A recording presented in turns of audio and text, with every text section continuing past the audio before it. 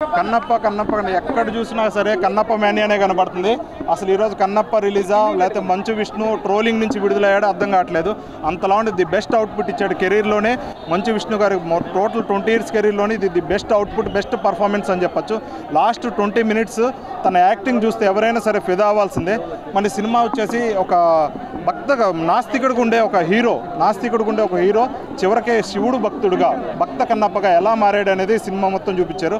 మంచి social message కూడా సినిమాలో చూపించడం జరిగింది. అంటే సోషల్ మెసేజ్ ఏంటంటే మనం ఇప్పుడు దేవుణ్ణి ఎవరైనా పూజించవచ్చు, దీనికి అంటరానితనం ఉండదు, దేవుడికి భక్తుడికి మధ్య ఏ మీడియేటర్ ఉండకూడదు, అంటరానితనం ఉండకూడదు అని మంచి సోషల్ మెసేజ్ ఇచ్చాడు. ఇంకోటి ఏంటంటే దేవుడికి భక్తుడికి మధ్య మూఢనమ్మకాలు కూడా ఉండకూడదు అని చెప్పి మంచు విష్ణు ఒక భక్తుడుగాని కాకుండా ఒక వారియర్గా కూడా, ఒక యోధుడుగా కూడా చాలా బాగా పోరాడాడు. చాలా మంచి సినిమా అనిపిస్తుంది మాత్రం. కాకపోతే ఫస్ట్ హాఫ్లో చాలా వరకు మైనస్ ఉంది.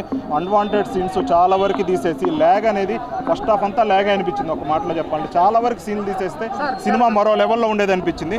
సెకండ్ హాఫ్లో లాస్ట్ 1 hour మాత్రం సినిమాకి హైలైట్. ఆ 1 hour సినిమా కాపాడుతుంది అనిపిస్తుంది.